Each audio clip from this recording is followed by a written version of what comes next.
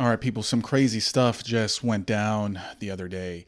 Milo Yiannopoulos, who is a Breitbart writer and alt-right celebrity, tried to do a talk at University of California, Berkeley, and then this happened. Fox News alert, massive protests and rioting have erupted at the University of California at Berkeley. Demonstrators have forced the cancellation of a speech by Breitbart News' Milo Yiannopoulos. Demonstrators have set fires, they burned vehicles, they launched fireworks at the building, threw rocks, trying to breach the doors. Now, Milo is not a Nazi. He's not in the alt-right, apparently. His views are really, in my opinion, moderate. I mean, he's an anti-establishment moderate, but not that anti-establishment, because he recently got a book deal from Simon & Schuster for $250,000. So if you're getting massive book deals from one of the biggest publishing companies in the United States, you're not that extreme. And I'm not insulting him for being more mainstream, but the fact that that happened, riots happen because of him, a moderate, and he's very left on some views, especially concerning gay marriage, shows how far the left has gone to just shut everything down. And it's gotten so bad that, look, they're beating people with poles. They beat a defenseless white blonde girl upside the head with a pole. Take a look. I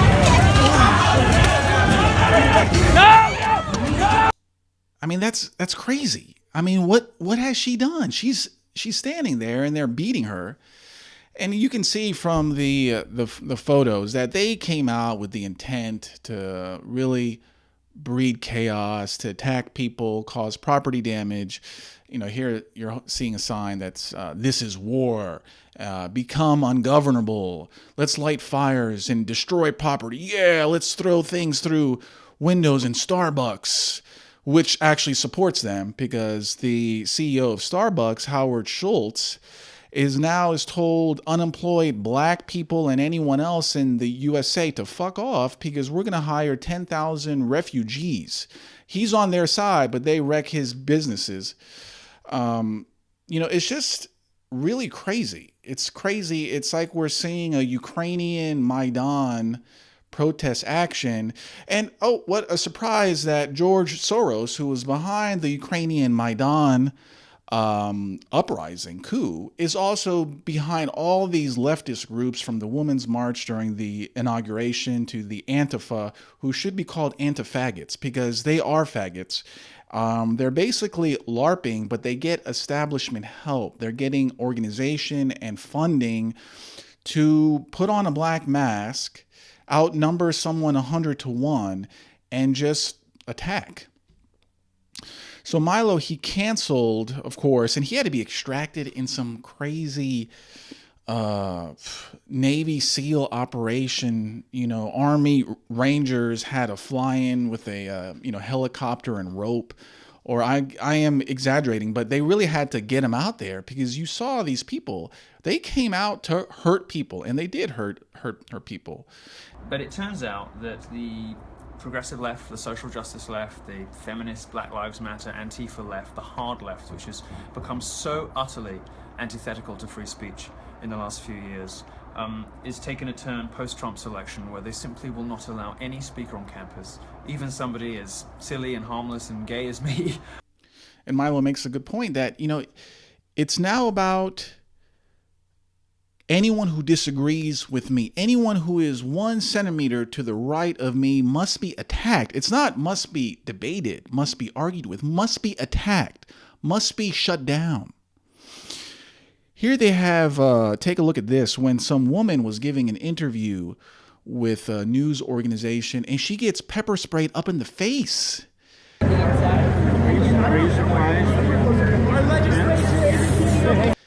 They just pepper sprayed her. I mean, her only crime, I guess you can say, is she was wearing a red MAGA hat. But look, I don't want to blame the victim. You have a right to wear whatever clothing that you want. I mean, do we really need to start teaching women counter-terrorist public safety tips? I mean, I guess that would be, we've been teaching men for many years to how not to rape I don't know. Now we have to teach women how not to get knocked upside the head with a pole by a leftist, how not to get pepper sprayed in the face by an antifag. And in really sad news, everyone, some of these antifags were run over by a car. Take a look.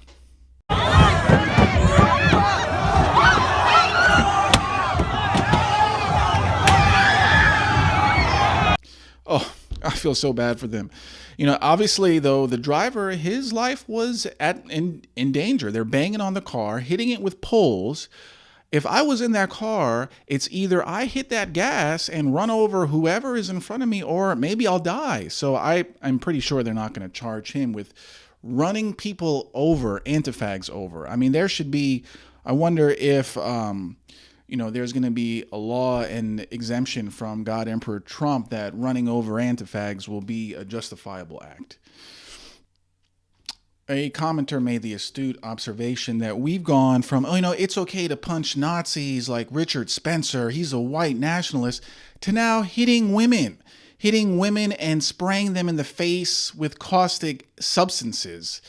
And there you can see the intent all along was not to punch Nazis, to punish Nazis, because guess what? Anyone can be classified as a Nazi. It's an opinion. It's a subjective opinion to label someone a Nazi. So I can label anyone a Nazi and then punch them, and then justifiably I'll have all the liberal horde, the media, and all of the Hollywood losers saying, it's okay because Nazis are bad and we fought against the Nazis, when they're doing the actual behavior that Nazis did. Now, you're probably expecting there to be dozens of arrests, that police were cracking skulls. Nope, there was hardly, I don't think there even was one. Maybe I heard of one or two, but I wonder why that there wasn't. Let's take a look at the police chief of UC Berkeley.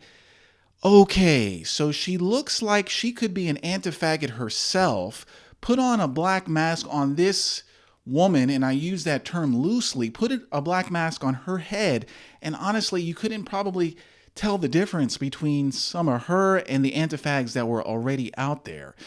Appearance is ideology, people. You just have to look at someone and you know exactly what they think. You know what they believe in. I mean, this woman probably stood and watched and smiled at the chaos that was going on, because ideologically, she probably agrees with all the stuff that the antifaggots were doing out there. And did she put out a statement? Did she say that they're investigating people who were assaulted? Nothing. She put nothing out. She is enabling them. Her job is law and order, to shut that down, to if someone is breaking the law, if someone is threatening public safety, to shut it down, to stop them. But she did nothing. I mean, she should be tried. She should be tried for, going against the oath that she had to swear as a police officer, because she didn't do her duty. And of course, the media comes out to downplay this. Here, the Washington Post shows a picture of a raging inferno, something that maybe Berkeley, the campus, hasn't seen in decades. And you know what they call it? Intense protest. Intense protest? So now I guess the Washington Post is going to relabel a lot of other acts. Rape is now intense sex. It's not rape anymore. And murder is intense touching. So this is the Washington Post, and let's see what New York Mag, they take the victim blaming angle. It's Milo's fault. He's a troll. He's in the alt-right. And the students didn't riot, they protested, which we saw hitting people upside the head with poles. I think that is past the stage of protest. And here we have the New York Times. They start off by basically victim blaming as well, calling Milo a divisive right-wing writer, but as I already said, he's not that right-wing. He's anti-Islam, anti-feminism, but culturally speaking, overall, he's a moderate, maybe slightly right of center. They call the rioters demonstrators. And they had to use the violent demonstration in quotes. And that's a media trick. They use that on me too, where they would say pro-rape advocate, so they use quotes to have plausible deniability that it's not true. And here you have the San Francisco Gate say that it's Berkeley erupts in protests, when they're showing flames and fire, is it really a protest? If I go there with 100 gym bros right now, big dudes, and we start lighting fires and bashing people with poles, do you think they're going to call Roosh is a protester? They're going to say I am a terrorist. And it's not because I look like one with this amazing beard, but come on, smashing people with pipes. And there's a lot more video that you can find where the violence, people were laid out. People were knocked unconscious on the street. And here you have the media, the fake news, that's what they are, fake news, calling this protest. And then what do we have after that? We have Hollywood. Hollywood, people who are intelligent and they study history, and they're just they're so well-reasoned people, and there's such a balance of ideology within Hollywood. You got a lot of people on the right, a lot of people on the left, right? No, they're all on the left. They are the most extreme left people. And I mean, we know who Hollywood is run by. I'll say that much. But let's take a look at Judd Apatow, a really ugly man. And he says, this is just the beginning. When will all the fools who are still supporting Trump realize what is at stake? Yeah, violence. That's what we're about. We're Hollywood. We're about violence. Let's see what Deborah Messing, who is some washed up actress. I don't even know what show she's in now. Resistance works. Resist. Never stop. Yeah. Bash people on the head, knock them unconscious, kill them because Trump is bad. Trump is a horrible person because he kills people. And then you have Sarah Silverman, whose ovaries, unfortunately, were long ago emptied, and there is no life coming out of her. She says, wake up and join the resistance. Once the military is with us, fascists get overthrown. Mad King and his handlers go bye-bye. Heart, heart, heart. She is making a Game of Thrones reference right here.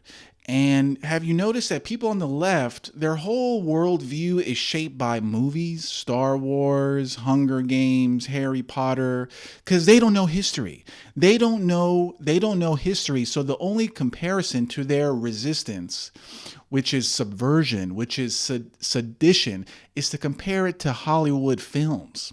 So there's one thing that is clear now, as you can see this. Now, this is an attack against a gay man, Jewish man, who I believe is a moderate. And he is, charming. He's a good speaker. He has good ideas, but he's not a Nazi. He's not a white supremacist. He's not a fascist. I don't even consider him on the right. Not like me. I'm ready to bring back tradition and patriarchy and remove the woman's right to vote. Remove gay marriage, having a cap on how many immigrants can come in. I don't believe in civic nationalism, which to me is just follow the law. We're supposed to do that anyway. So I'm really on the right compared to him. So for him to get riots and people assaulted shows that, we are in a place where the left has become unhinged totally, and they need to be shut down. They need to be stopped. And I'm going to talk about how we're going to stop them. But before then, we have passed the point where we are rational human beings, where we can logically debate. We are past that. Now it's about raw power. Now it's about raw might. Whoever is stronger is going to win, and strength comes in the form of power. It's no longer a marketplace of ideas.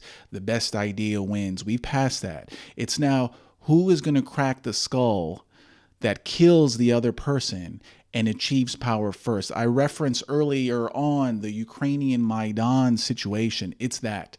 It's whoever can sponsor, can shut it down, they're going to win. We don't need ideas anymore. Talking isn't going to get us there. Now we need law and order. We need the people on the left and the police officers who didn't do any arrests, even though laws were broken. These people need to be held accountable. And I believe that Trump is the man to do it. And we're so far gone. We're so far past arguments and logic that popular speaker, podcaster Stefan Molyneux, he's on suicide watch. Take a look. God, I don't even want to say it. Maybe the time for arguments is past. Maybe this battle has moved beyond words. Perhaps my job is over. The most logical man on the internet, who is, really rational man. Did you see his face? He's about to cry, man. This is what the left has done to this man. So we are, again, it's about might and power, but we have to do it in a certain way. Now, before I get there, I have a lot of things that I have to say, but before I get there, I want to say why we shouldn't fight back yet. We shouldn't fight back because what the left is doing is basically a gaslight operation to act in a way to force the response that they want. The best example I can give you is a girlfriend who constantly accuses you of cheating or creeping on the side, even though you are not. So she's constantly telling you, Roosh, you're cheating on me. I know you were with that girl. And I'm like, what, bitch? I wasn't cheating. I wasn't. And she's doing it again and again. She's starting to emotionally drain you to the point you don't even want to be with her anymore. And then you meet some other girl who doesn't accuse you of false things, and you go with that girl, and then your girlfriend can say, aha, I knew it. You are a cheat. See, I knew it all along. But it's really her actions led you to this other girl's arms. So what the left is doing is the same thing. They're saying, you're a fascist, you're a Nazi, you're violent, and they're acting in a way to elicit what they're accusing you of. So they're going to bash you in the head with pipes as they call you a violent fascist. And then when you finally respond and start shooting them, and actually in a Milo Seattle talk, someone was shot, they're going to say, see, you're a fascist. I knew it. You are a Nazi. So this is the logic. Now, it's a feminine logic because this is something that women do. And so, and you can argue that the left is a feminine ideology. It's a collectivist, socialist ideology.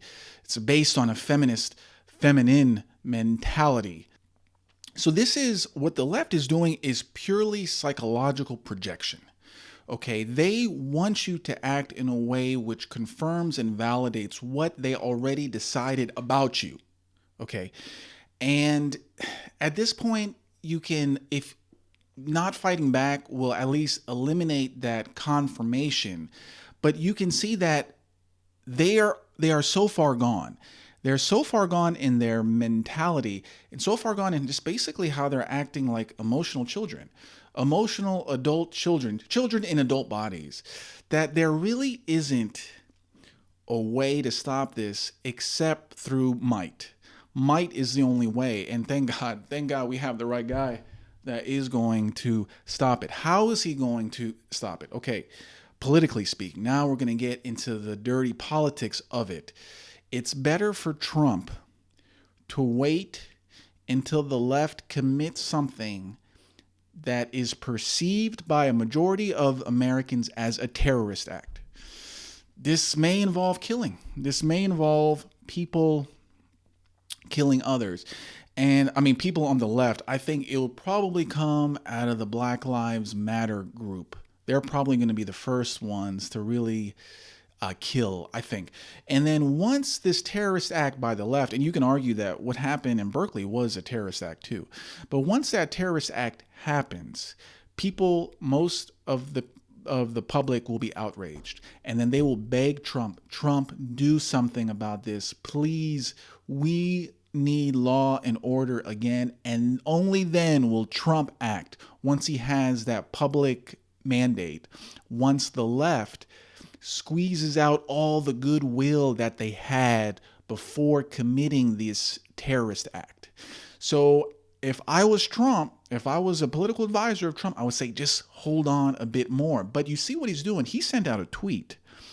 Trump sent out a tweet which brought attention to what happened to Milo. He's doing this because he wants people to see what's going on. He is red pilling the masses without doing anything yet. And I know he has his hands full, but what he's going to do is wait for the terrorist act.